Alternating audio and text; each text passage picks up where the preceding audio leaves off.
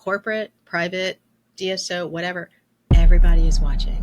So lead by example. And I think the best way to foster trust is to admit if you got something wrong. And that is a problem that I see many managers have.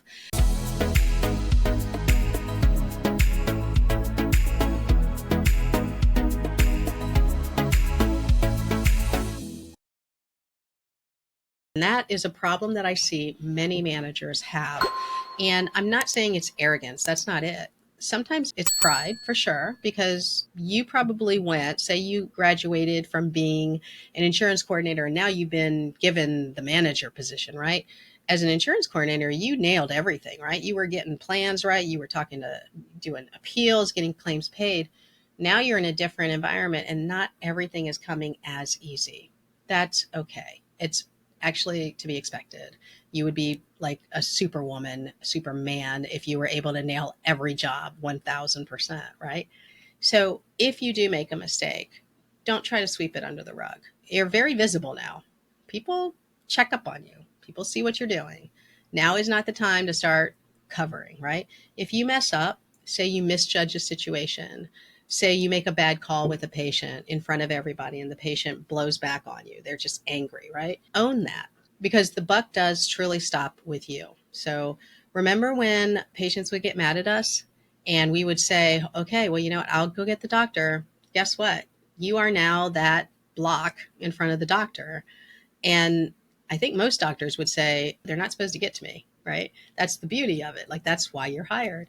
So if it doesn't go well and you mishandle a situation, I think that's okay. Hopefully it's not too horrible, but this too shall pass. Okay, I'm going to say that again.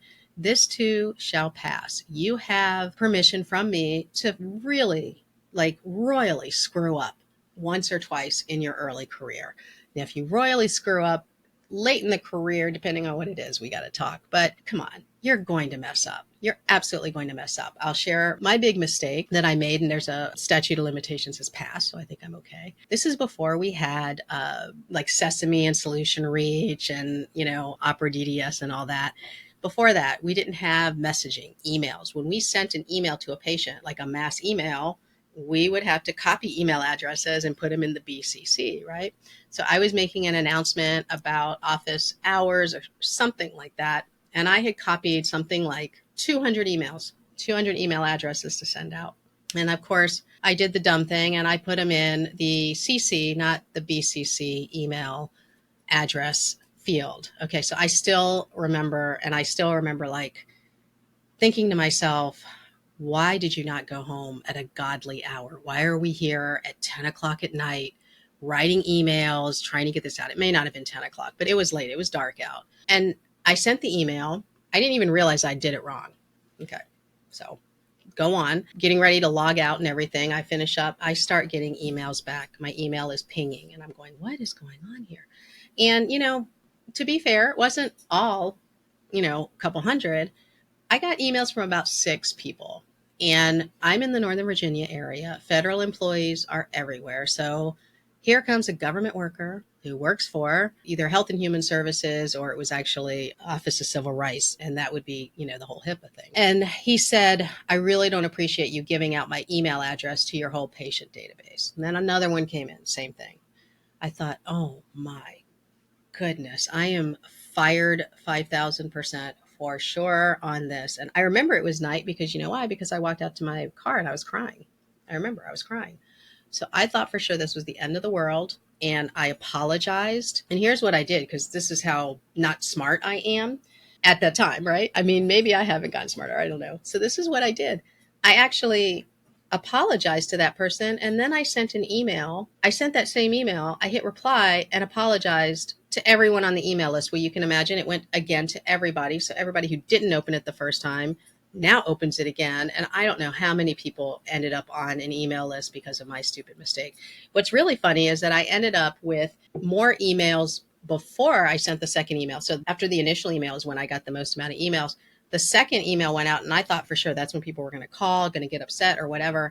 And I didn't get that. So I don't know if you can hear my dog. My dog is chilling out over here on the new bed trying to trying to nest, and it's like it's not working. So I hope that you can't hear that. But if you do, it's Inca having a good time. So back to this. I think what happened, and one of the patients came in and he had been on the list and he was laughing about it. And he shared a similar, how he had royally, screwed up at his job. And he said, I didn't even get the second email. And I said, really? And he said, it probably went to spam. He said, you probably had too many people on the email list. And maybe a lot of people didn't even get it initially because it went to spam. And I thought, yes, that's what happened. It went to spam. And so I hope that's what happened. And that's my story and I'm sticking to it. But let's be honest. In today's day and age, HIPAA fines are huge. If I had seen an office do that, I would have been nervous, very nervous. I mean, this is like 20 years ago, right? I was terrified that my boss was going to find out and I was going to get fired. Well, I couldn't not tell him because it weighed on me. So I told him. So why I'm sharing all of this with you is that that's a pretty big screw up. Personal health information, that's a pretty big screw up. And so actually, if you think about it, it's not that I did a bad thing as far as protocol.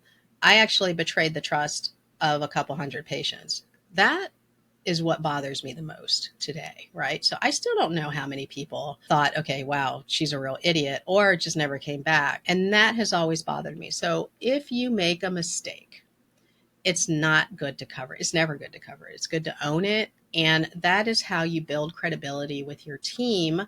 And was my employer very angry? You bet. Very much so. You bet. And of course, I remember going home and thinking something similar to this too shall pass. And it did. I still remember it now. I upset myself, but does anybody else remember it? Probably not. So my point is, you give yourself some grace. You are going to mess up as a manager. It's just, it's just going to happen. And don't let these seasoned managers tell you they don't mess up either.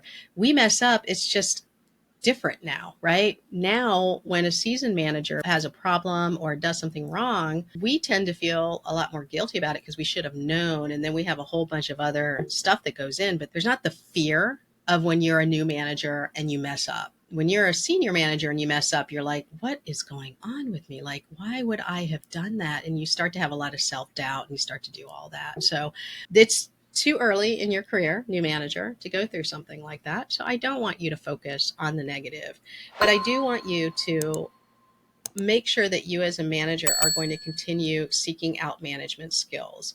Would you like to hear more? Follow the link for the full episode.